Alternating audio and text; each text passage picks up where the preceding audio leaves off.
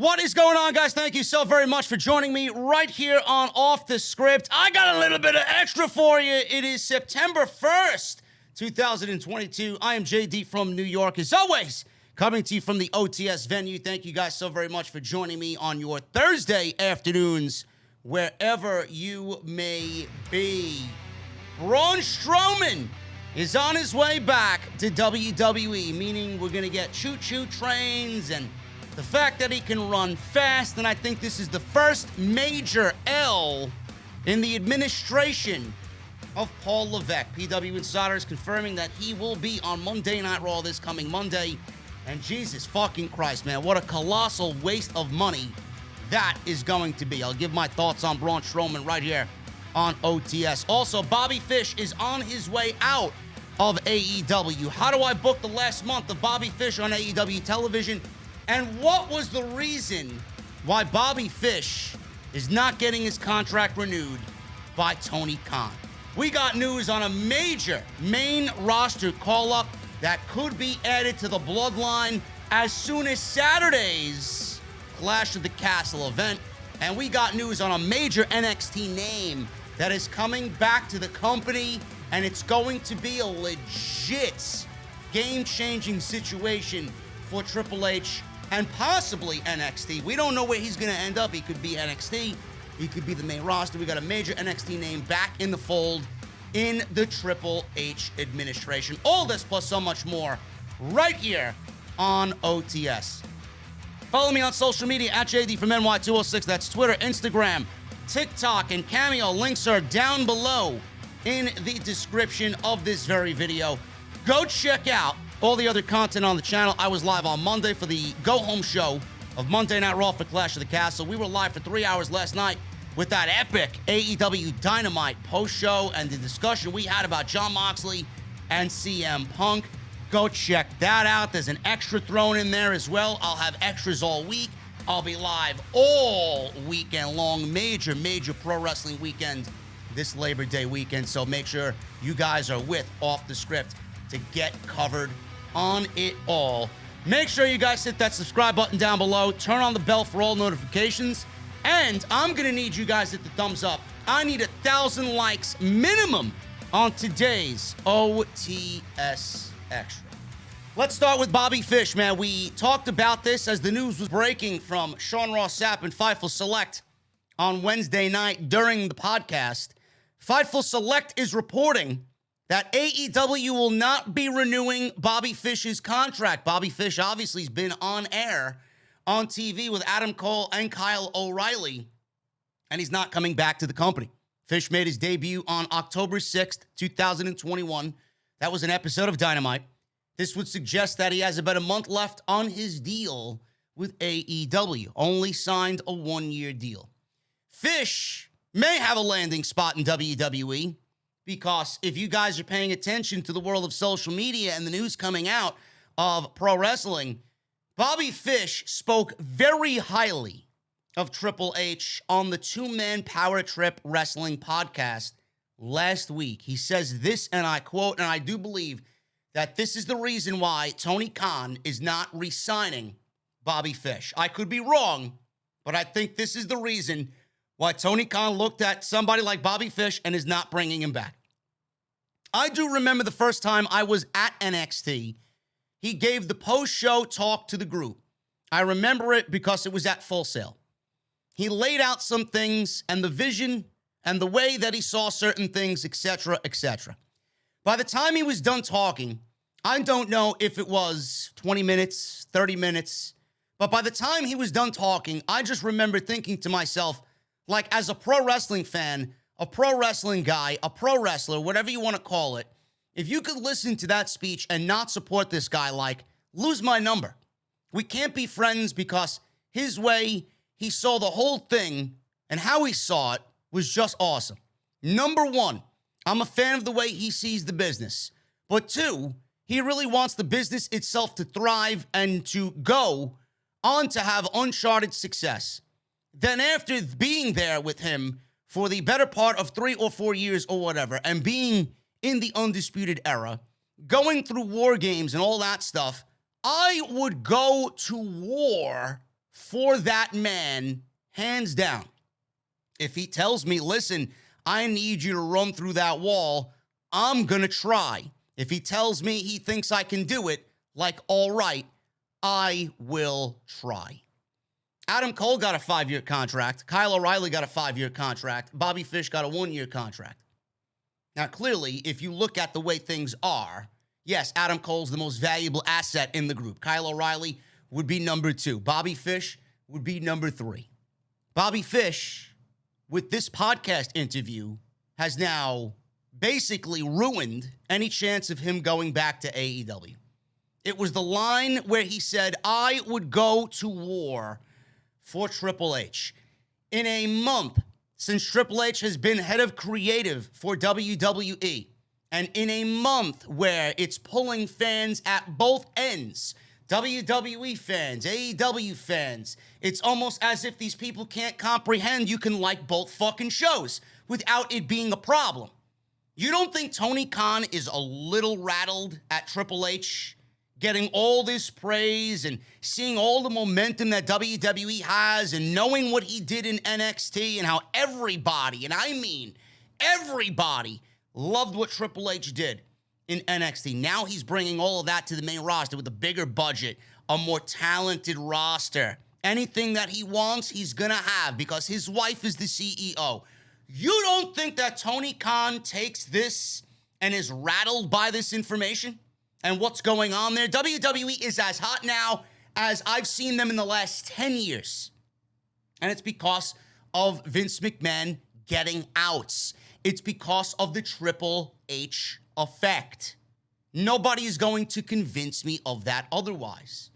But Tony Khan, I don't know TK personally. I don't know who he is and how he is as a person. But what I do know from the things that I read and the things that I hear and the things that I see about Tony Khan, it seems to me like he's not the type of guy you want to fucking piss off. Because Tony Khan, at the end of the day, may smile at you and he may give you whatever you want and he may be very, very appreciative of you. But if you do him wrong, he is going to be a vindictive son of a bitch. And that's exactly what he did here. Of all the fucking times you want to mention that you'll go to war for Triple H in the time when AEW has been its most cold in many years, that's what you want to go and say? That's the reason why Bobby Fish is not coming back to AEW. Now, what do we do with Bobby Fish for the month that we have him? Simple. I'm going to throw this at you. I want to see what you guys say in the comment section.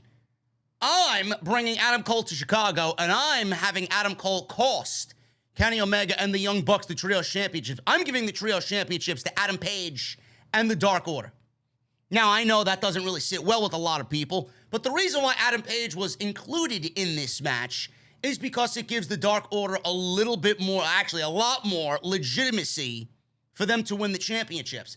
I think Adam Cole costs the Elite, and I think we get the Elite versus the quote-unquote undisputed era in New York City at Grand Slam. I think we get Kenny Omega and the Young Bucks versus Kyle O'Reilly and Bobby Fish and Adam Cole, and that's Bobby Fish and his last match in AEW.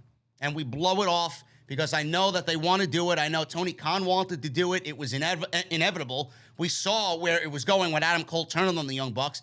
I do think before he leaves, I do think that we get this match at Grand Slam. And what I would do at Grand Slam, you're going to line that up. You're going to line that up with CM Punk defending the championship, whether that's against MJF or Samoa Joe or whoever you want to put him in there against. CM Punk's going to defend that title, or Jon Moxley, whoever comes out of the winner of the all-out match. We're going to get a world title match. We're going to get, obviously, that match, I think, is going to happen there. I think I would book, if they want to bring him back, if it's possible, Will Ospreay versus Kenny Omega is a possibility for that match, and maybe we don't do the six-man match. But whatever. It's going to be a major show, and I do think that Will Ospreay is going to be back eventually. I would do that. I think Bobby Fish, if that is going to happen, we get that match happening at Grand Slam. So that's what I think is going to happen with Bobby Fish. But I absolutely think that this podcast interview was the nail in the fucking coffin of the career of Bobby Fish for AEW. Braun Strowman. Braun Strowman is returning to WWE. I talked about this on an extra earlier in the week. Actually, I uploaded this on Tuesday It was first reported by Fightful earlier in the week that two names have been pitched for a WWE return, one being Braun Strowman, the other being Bronson Reed, a.k.a. Jonah. On Thursday morning, PW Insider confirmed his return and reported that Strowman will be at Monday Night Raw in Kansas City this coming Monday. Strowman first signed with the WWE in 2013 with no pro wrestling background. No shit. He was fast-tracked to the main roster as Vince McMahon was very high on him. Strowman first made his main roster debut as a member of the Wyatt family. He was pushed as a single star after being drafted to Raw in 2016 and later feuded with top stars, including his most memorable feud, Roman Reigns. In addition to being a former Money in the Bank briefcase holder, Strowman is a former IC champion, a former Raw Tag Team champion. He also won the Universal title from Goldberg at WrestleMania 36 in 2020 when Roman Reigns did not want to work the COVID-era-filled WrestleMania. Since his departure, Strowman has worked 8 matches, mostly for the Control Your Narrative promotion, which now seemingly is dead without Braun Strowman. I see a lot of people conflicted about this signing on social media. I see a lot of people for it. I see a lot of people against it. I am absolutely in the camp of being against it. I think this is a colossal waste of money. I don't think Braun Strowman appreciates the business. I don't think Braun Strowman appreciates the fans. I don't think Braun Strowman is very good. I think Braun Strowman has hit a very, very, very small ceiling in WWE. And I don't think it's going to change in any way, shape, or form under a Triple H administration. Will Triple H book him better than Vince McMahon? Yes. But I don't know what else Triple H can do that Vince McMahon has not. He's a one-trick pony. He destroys things. He runs fast. He's an average pro wrestler at best. I wouldn't even say average. I would say subpar pro wrestler at best with basically no promo skill. Is he going to sell T-shirts? Yeah, of course they're going to sell T-shirts because they got a bunch of blithering idiots who take to this shit and don't know any better. Braun Strowman is a colossal waste of money. I would not bring him back at all and give him the top star treatment just based on his fucking attitude alone. And the attitude that he had leaving the WWE, putting down all the independent workers and blasting them while he had a cozy job working for WWE while they were still putting on shows in front of nobody, blasting the independent pro wrestlers, telling them to go find a new job and go find a new hobby and stop complaining. I don't think Braun Strowman deserves another opportunity in WWE just based on that alone. He's a piece of shit.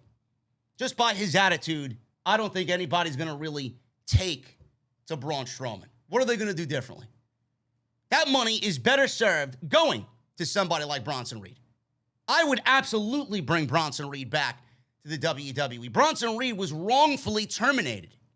Bronson Reed was terminated because Vince McMahon and Bruce Pritchard gave this guy 2 tryout matches. One, they sat down and kind of mulled it over. The second, they came to the conclusion, yeah, this guy doesn't fit our narrative. Yeah, this guy doesn't fit our style or the look that we want on television. Vince, says Bruce, he's fat. Let's get rid of him. Also, Vince McMahon says to Bruce, hey, Bruce, was this a Triple H guy? Was this somebody my son-in-law really pushed and wanted to really get over? Yeah, we'll get rid of him. He was fired for a multitude of reasons that shouldn't even be part of the discussion. So you want to bring somebody like that back now? I honestly think the work he's done on the independent scene has made him a better performer. And I honestly think where he is right now, he is at a point where he, if he was under Triple H, would be where he is, but under WWE. This is the version that Triple H saw. This is the version that Triple H wanted. He had to go out there and do it on his own because there's nothing that Papa H could have done at the time when Bruce Pritchard and Vince McMahon wanted nothing to do with him. But I don't really understand all the people clamoring for a Braun Strowman return. Who are you going to put in the ring with Braun Strowman that you genuinely want to see? I think we saw everything about Braun Strowman, and none of that would I want to see on my television again. He wants to control his own narrative, right? He's certainly controlling his own narrative. Great. I'm going to control my own fucking narrative and not give a shit about Braun Strowman for a second time in WWE. This is legitimately the first major L I sat through Hit Row that I wasn't a big fan at Top Dollar, but I'm giving them a chance. I sat through that. I'm sitting through the fucking continued push of the Maximum Male Models. This is legitimately the biggest L for Triple H on the main roster right now, and nobody's going to tell me otherwise. And nothing will change, no matter what the creative team is with Braun Strowman there. Speaking of creative, NXT creative producer Ryan Katz confirms he is returning to the WWE. This was something that I was genuinely excited about. Ryan Katz had a podcast with the Road Dogg, Brian James, and the podcast, if you guys don't know, is Oh, You Didn't Know? That's the name of the show. That is the name of the show, the Oh, You Didn't Know podcast. It was confirmed by Ryan Katz that he will be returning to WWE. Katz was the creative producer in NXT under Triple H, and he was with the company for 9 years. So he was there all through the glory days of the black and gold. He was one of the main guys, one of the main creative heads in NXT. He's seen it. He did it all. He was a part of it all. And now Triple H is bringing him back to the company. He just hired Road Dogg back to the company. Road Dogg is now vice president of live events. He's taking over for Jeff Jarrett. Jeff Jarrett was a Bruce Pritchard hire. Jeff Jarrett was given a role because Bruce Pritchard went to Vince McMahon and said, Vince, I want to hire Jeff Jarrett. Let's do it. So Bruce got Jeff Jarrett a job. Jeff Jarrett was a part of the old administration. Triple H is now the head of creative and head of talent relations. He doesn't want Jeff Jarrett there because he was a part of the old administration. Got rid of him, brought in somebody he knows that did good work for him while he was there. So he put Road Dogg in that position. Nothing more than a political move, and it's not the last of the political moves that we will see. Hopefully Bruce Pritchard will be on his way out because he is absolutely a part of the old administration, and what was wrong with the old administration, get him out. I can't wait for that to happen. We'll be celebrating when that day comes. But Road Dogg got his job back. Ryan Katz got his job back. Road Dogg said, we both got released on the same day not too long ago, and I guess people have figured out by now that you are returning to World Wrestling Entertainment. Katz added that he is not sure what he's doing and hasn't responded to any of the internet rumors because he's not sure about anything yet. Katz said, we both got released on the same day not too long ago, and I guess people have figured out by now you are returning to World Wrestling Entertainment. So they're both returning to World Wrestling Entertainment. Road Dogg is there, and now Katz is back as well, but he doesn't know what type of role he will be in. Now, we see NXT slowly changing. We see NXT on Tuesday. We see a lot of main roster talent there. Walter was there. Finn Balor was there. Rhea Ripley was there. Ricochet was there. This is change. No matter how you look at it, it's change. Ricochet going one-on-one with Carmelo Hayes is absolutely a Triple H move. So yes, NXT is getting a Triple H treatment. It's getting some Triple H love. NXT UK being absorbed by the NXT brand on Tuesday is a Triple H move. He's going to take those people that he loved in NXT UK that still had some semblance of the black and gold, that still had some of that black and gold aura. And he's going to take those names, those major names, and he's going to inject them into the 2.0 brand, and he's going to bring some of that black and gold essence to Tuesday night. And it's also going to make it a little bit easier for him to call people up like a Santos Escobar, like a Legado, like a Braun Breaker, like a Carmelo Hayes when he's ready. These names are going to be called up, and it's not going to be such a big blow that it would cripple the brand because you just injected NXT UK into the 2.0 brand. And that's what's happening here. Now, with Ryan Katz, he could go one of two ways. He could go back to NXT under this new vision now, a 3.0 vision, right? Going back to what they used to do with NXT. Triple H can put him down there and have him creatively write and have him run the show with Shawn Michaels until Shawn Michaels is ready to go and do NXT Europe, which he's going to be head of talent relations and head of creative over there. I don't know who's going to run NXT while Shawn Michaels is busy running NXT Europe, but this is where the NXT takeover is coming into play. Triple H's takeover is coming into play. He's going to assign his own teams in every part of the globe. Shawn Michaels, NXT Europe. He's running the main roster. Who's going to be running NXT? I don't know. But yes, we are slowly but surely seeing changes in NXT, and it's a beautiful thing. Is Ryan Katz going to be down there? Or is WWE going to have Ryan Katz right for the main roster? Triple H knows him so well. Triple H may want him every day, Monday and Friday, every week, Monday and Friday, to write for the main roster because he knows how good of a job he did under him in NXT. He may want to bring that to the main roster if that's his vision. So we don't know. I'm just glad he's back because if that is somebody that was a part of it all, he certainly gets Triple H's vision and he's going to do right by Triple H. And I'm glad somebody like that is back to really play all of this out. So I'm glad he's back. Whether he goes to NXT or the main roster, it's going to be a great get for WWE. The Bloodline. They may be getting a new member, and no, it's not Sami Zayn. There has been a lot of talk lately regarding WWE calling up Solo Sikoa to the main roster. As previously reported, it was believed he could be main roster bound shortly, possibly as soon as this month.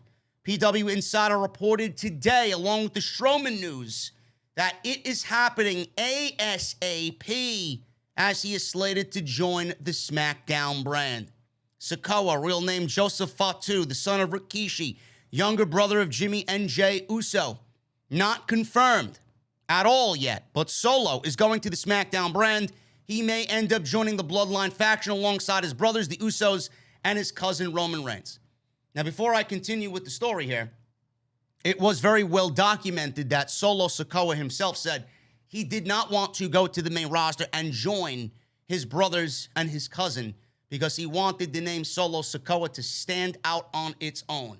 He felt like if he joined his brothers, he would not be able to make a name for himself and he would be in the shadows of Roman, Jimmy, and Jey Uso. And it looks like they don't really care what he wants and what he wants to do.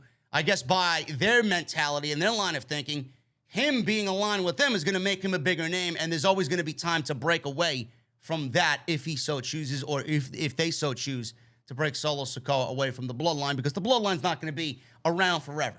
And Roman's not going to be around forever. And they may actually split the group at some point in the future. So that was documented.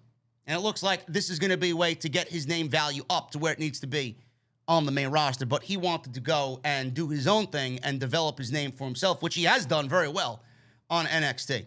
In recent weeks, Sami Zayn has been acting like he's an honorary member of the faction, but the faction may turn on him when Solo shows up if that's what WWE is planning.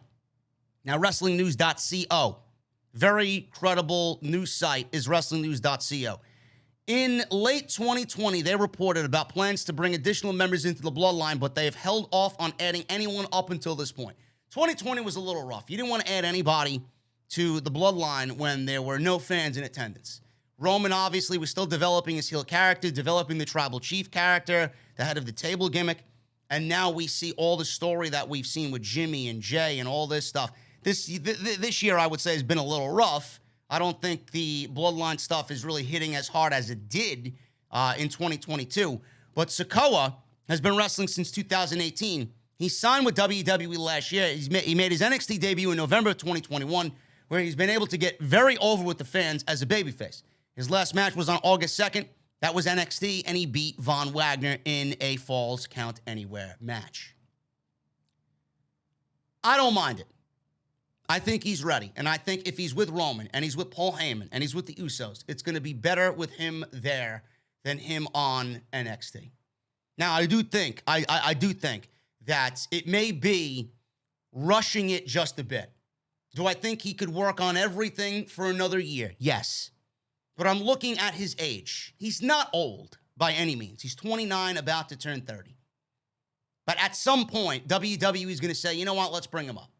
Let's bring him up. I don't want to wait anymore. He'll be fine. We'll throw him out there. We'll throw him with Roman. We'll throw him with Jimmy and Jey, and he's going to be fine. He's going to learn on the go, and before you know it, we're going to have the next breakout guy. We're going to have the next Anoa'i just fucking kill it on the main roster. I still feel that it's a little rushed, and I do feel like he could use another year, maybe a North American Championship run in NXT. But if you're going to put him on television and put him with the Bloodline, I mean, I can't really sit here and tell you that's a bad idea. I can't. It's Roman, it's Jimmy, and Jey. And he's going to get over just based on who he is and who his family is and being there on TV with them. Does he join the Bloodline this Saturday? Does he help Roman retain the title against Drew McIntyre?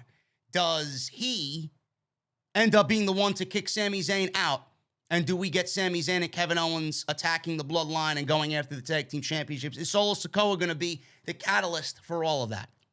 Honorary Uce, get out. We got our brother to take your spot. Get out. You were never going to be the member of the Bloodline. This is what you were doing. You were keeping this spot warm for Solo Sikoa. I can't hate it.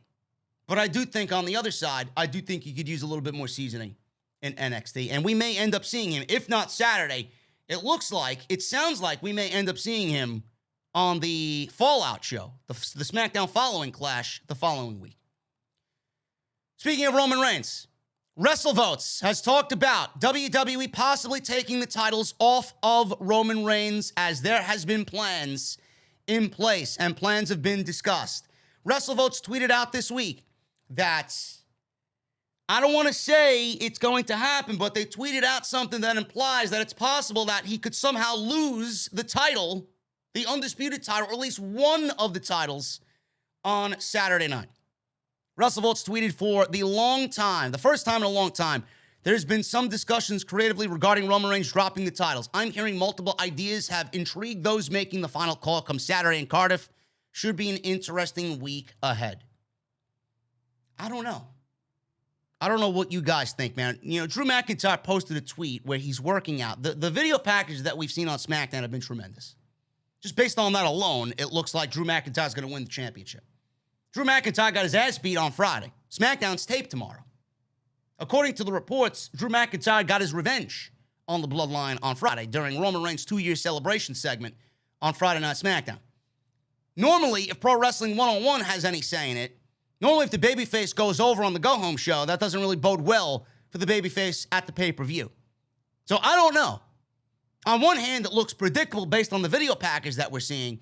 And with that news coming out of Friday's show, it looks like it may end up being Roman Reigns retaining the titles. Now with the Solo Sikoa thing, obviously we got another wrench into the plans. That could be a possibility. Roman could use him, enlist him to help him retain the title. We got the Karrion Kross aspect. He could possibly cost Drew McIntyre the title. I don't know. On one hand, I want to say it's predictable. But on the other hand, it's telling me it's unpredictable. Then we get Drew McIntyre working out. Posted a Twitter video working out, and he's got Broken Dreams, his old theme music playing in the background. I said this on Twitter. There's no possible fucking way that this man is bringing this theme music back and he's going to lose the championship match on Saturday afternoon. I can't see it. I can't see it. All that you're doing to build him up, all that you're doing to showcase that you're bringing this theme back, all that you're doing to really make this show important, where it's taking place, and have him being in the main event, I can't physically fucking see him lose, just based on all these different aspects. Do I think Roman should drop the titles? Absolutely. He's done nothing with them. I think the titles would be better off on somebody there full-time than it would be on Roman, who wants to show up once every 3 months to defend the championships. I don't think that makes the title more prestigious. I don't. That's the Brock Lesnar way of thinking. And Brock didn't really do good by those championships when he did that same exact thing. So I'm not going to give Roman a pass this time around. I think Drew McIntyre is a credible champion. I do think that the ratings will suffer if Drew McIntyre is champion because WWE doesn't book babyface champions well. But this isn't Vince McMahon. This is Triple H. Do I think he should drop the titles? Yes. I don't think that this is the way I would do it. I think Cody Rhodes is the way that I do it. I would keep the title on Roman and do Cody Rhodes at WrestleMania. That's the way I would do it. That's the match I want to see. I would much rather see that match than Roman versus Rock for the championship.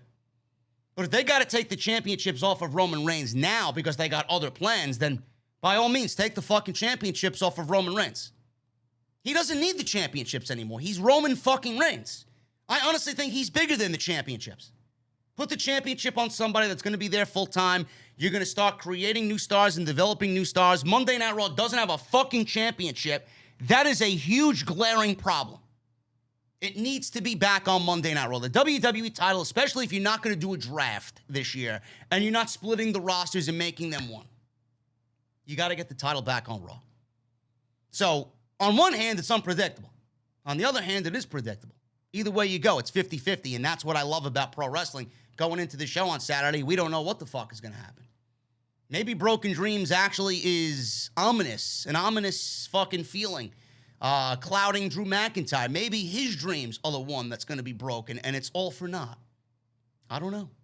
We will see what happens come Saturday. I will be live after the show is over on YouTube. And finally, guys, AEW All Out. We got Sunday, I will be live, but the pay-per-view after All Out will be heading into Full Gear. And apparently, Full Gear has a hometown. According to sources, we may have All Out take place, or not All Out, Full Gear take place in Newark, New Jersey. All Elite Wrestling has their tradition in November, Full Gear.